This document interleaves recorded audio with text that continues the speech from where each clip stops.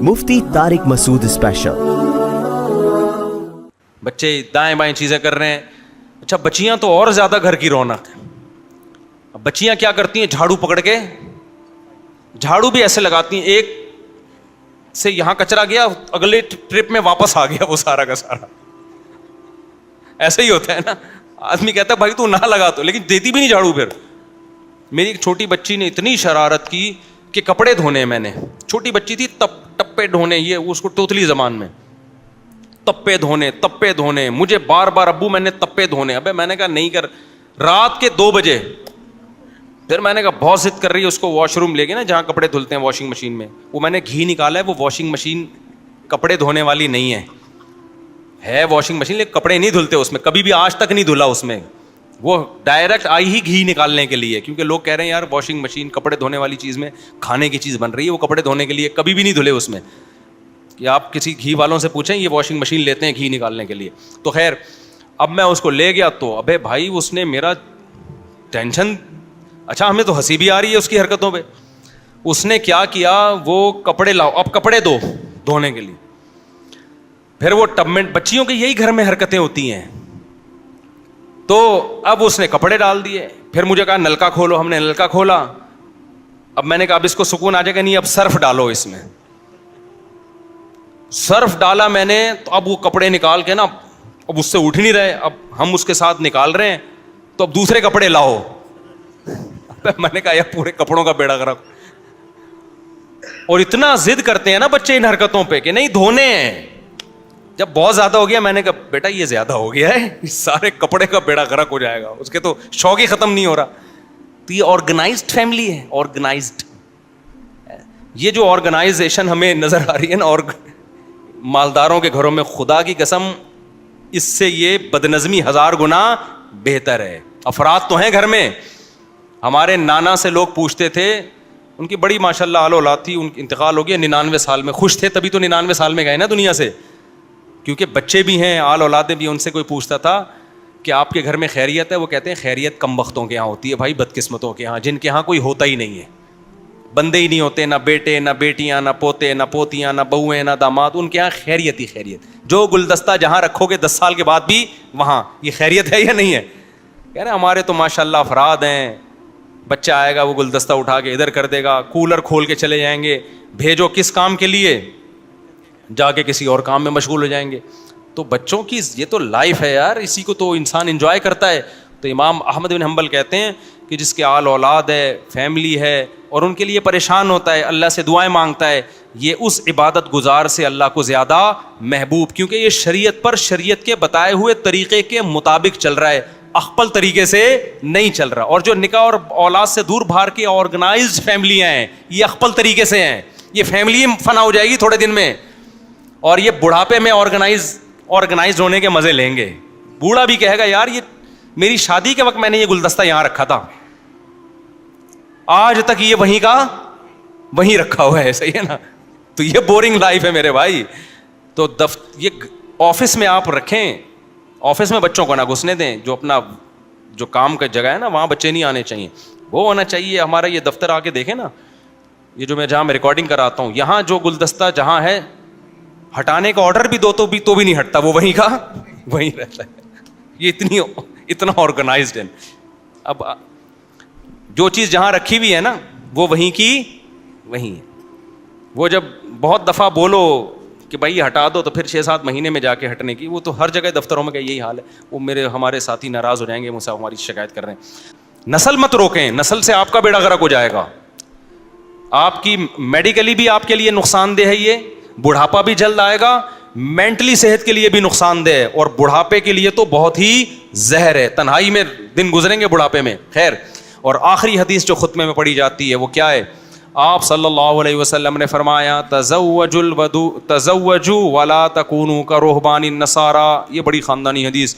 आपने फरमाया निकाह करो, ईसाइयों के पादरियों की तरह मत बनो। ईसाइयों में जो राहिब और पादरी है ना, वो इबादत करता रहता था। अब तो ईसाइयों में भी शुरू हो गई है फादर जो उनके शादी करते हैं, लेकिन असल ईसाइयत में जो तहरीफ शुदा ईसाइयत है, हज़रत ईसा का ये मज़हब नहीं है, لیکن بعد میں جو پادریوں نے کہا کہ بھائی یہ دین کی خدمت کے لیے وقف ہیں, یہ نکاح نہیں کریں گے. نبی نے کیا فرمایا؟ تم نے کرنا ہے, عبادت بھی کرو لیکن نکاح کو اس میں رکاوٹ مت سمجھو. ہم عیسائی تھوڑی ہیں, ہمارے تو مذہب کا حصہ ہے بھائی نکاح کرنا. امام احمد ابن حنبل نے بڑی پیاری بات کہی. انہوں نے فرمایا کہ ایک وہ شخص ہے جو نکاح نہیں کرتا, بچے بھی نہیں ہیں, اطمینان قلب کے ساتھ اللہ اللہ کرتا ہے, تہجد کبھی قضا نہیں ہو رہی, فجر پہلی صف میں, کچھ ہے ہی نہیں کوئی لینے دینے والا, ٹھیک ہے نا, آتا ہے پھر اشراق کی نماز پڑھ کے جاتا ہے, پھر چاش پڑھتا ہے, پھر یہ کرتا ہے, پھر وہ کرتا ہے, اوابین ساری نمازیں اس کی سیٹنگ پہ چل رہی ہیں, اور دین کی خدمت میں لگا ہوا ہے, اللہ اللہ ہر وقت. یہ بھی ہے نیک بندہ. فرمایا دوسرا وہ ہے جس کے بیوی بچے ہیں, وہ بیچارہ نماز پڑھنے آتا ہے, پھر فکر ہوتی ہے یار پراٹھے کے پیسے نہیں ہیں آج, گھر والوں کو کھلاؤں گا کہاں سے, کہتا ہے یار کوئی جاب دلا دو مولوی صاحب. یہ ٹینشن میں اس طرح عبادت نہیں کر پاتا. پھر یہ اللہ سے دعائیں مانگتا ہے, اللہ مفتی طارق مسعود کا بیان سن کے 18 بچے پیدا ہو گئے ہیں, کوئی رزق کا بندوبست کر دے. اتنی بیویاں رکھ لی, اتنے بچے پیدا ہو گئے, عبادت بھی نہیں کرنے دے رہے. نماز پڑھتے ہیں تو کوئی نہ کوئی آ جاتا ہے. اب کل میں نماز پڑھ رہا تھا, سنتیں پڑھ رہا تھا, بچہ آ کے نا اس نے الٹی کر دی پوری جائے نماز, آدھی میرے کپڑوں پہ آدھی جائے نماز پہ, خضو گیا. گھن بھی آ رہی ہے بھائی یہ کیا کر دیا. اب جو صوفی ٹائپ کے لوگ ہوں گے بولیں گے ایکچولی کیا ہے, ہم تو خوشبو لگا کے وہ چھڑک کے نماز پڑھیں گے, لیکن ہمیں ذرا بھی تکلیف, کیونکہ اب اللہ کے لیے کر رہے ہیں, اللہ اسی میں کیا ہے خوش. اللہ کہتے ہیں مجھے یہ لائف پسند ہے. اللہ کیا کہتا ہے, وہ جو مالداروں کی لائف ہے نا, ہر چیز سلیقے سے تمیز سے رکھی ہوئی ہے, کیونکہ بچہ توڑ پھوڑ کرنے والا گھر میں, آپ مالداروں کے گھر میں جاؤ نا جن کے بچے نہیں ہوتے, میں دیکھتا ہوں سب کے گھروں ایسے چیزیں, جو 20 سال پہلے تصویر لٹکی ہوئی تھی 20 سال کے بعد بھی اسی طرح تصویر کیا ہے, جو گلدستہ 30 سال پہلے یہاں رکھا ہوا تھا اب تک کیا ہے وہاں رکھا ہوا, ہلا نہیں اپنی جگہ سے. وہ اس پہ وہ بڑا فخر کرتے ہیں, ہمارے ہاں آرگنائزڈ فیملی ہے. یہ فیملی کہاں ہے تمہاری, صرف آرگنائزڈ ہے یہ, اس کو فیملی تھوڑی بولتے ہیں, صرف آرگنائزڈ ہے بھائی یہ. اور چادریں وادریں تکیا بستر سب اپنی جگہ, ایسا ویل آرگنائزڈ لوگ ہیں یہ.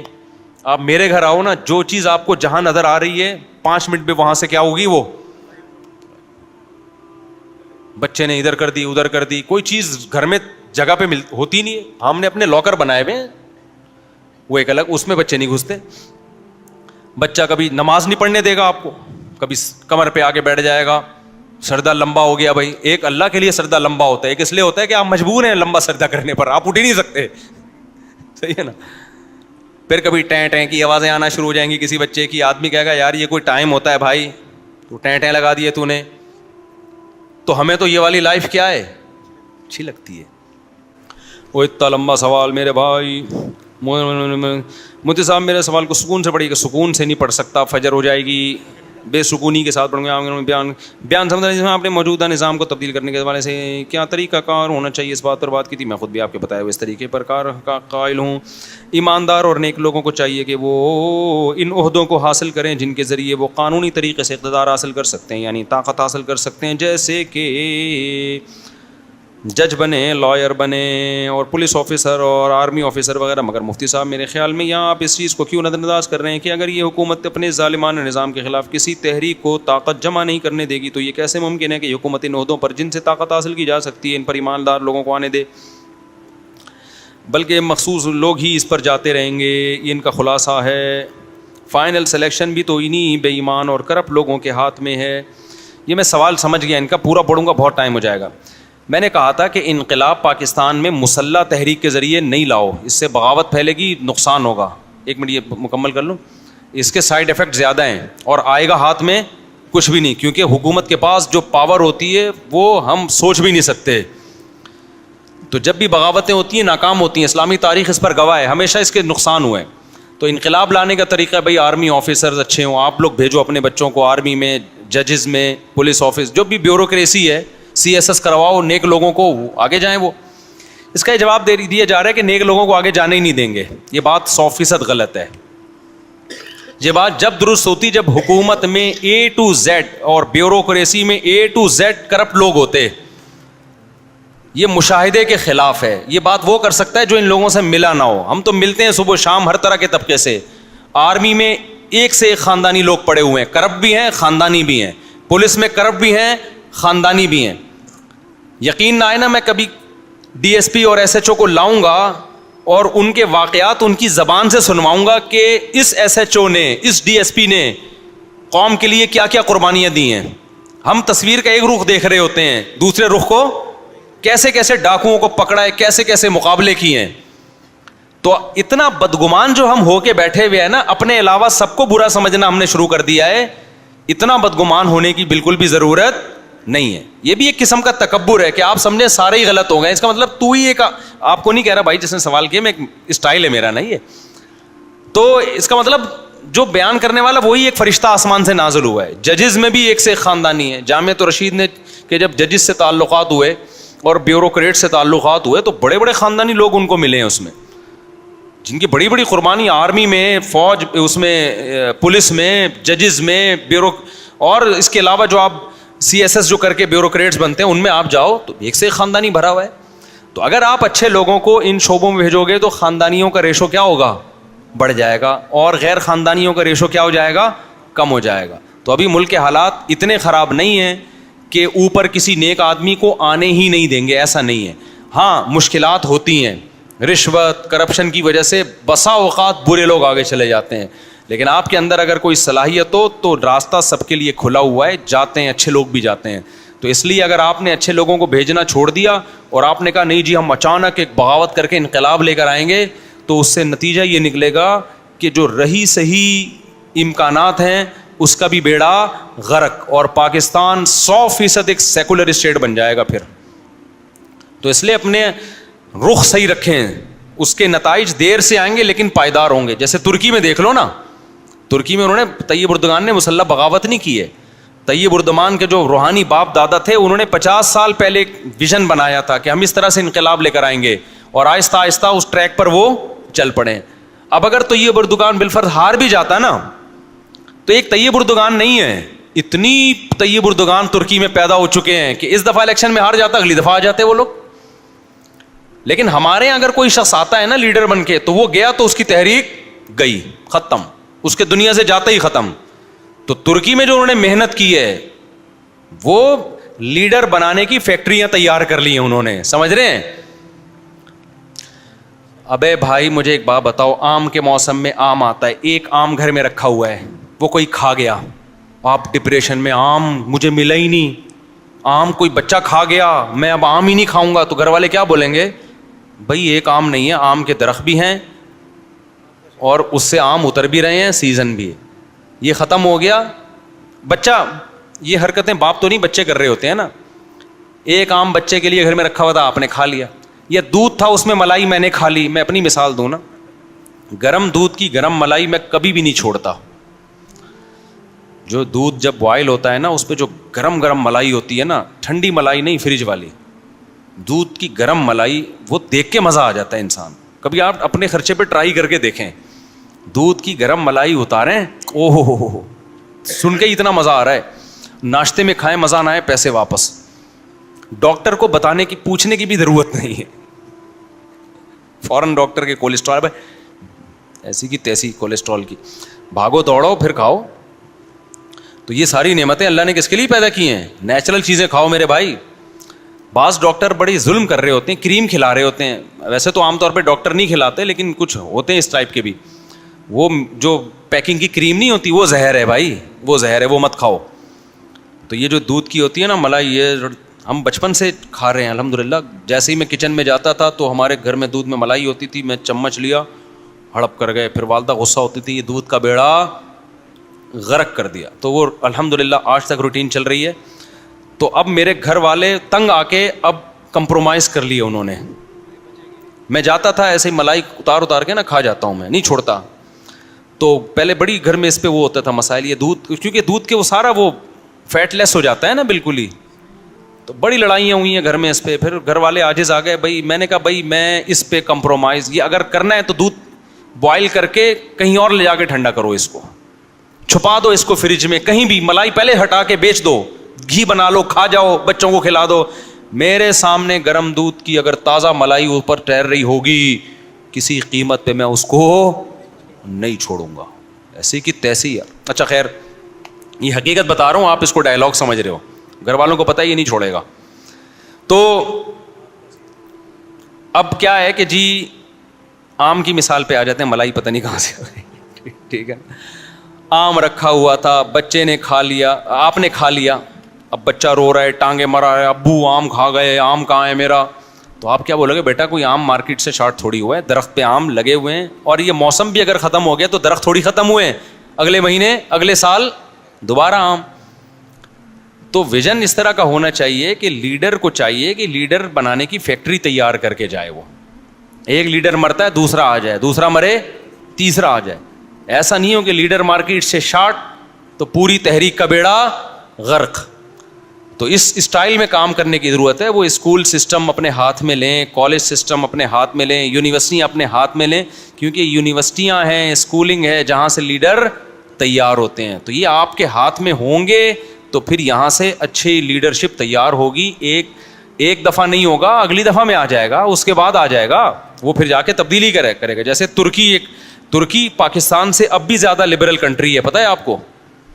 ترکی میں اب بھی بے حیائی پاکستان سے بہت زیادہ ہے, اب بھی لبرلزم الحاد بہت زیادہ ہے, لیکن ترکی صحیح ٹریک پہ ٹریولنگ اس نے شروع کر دی ہے.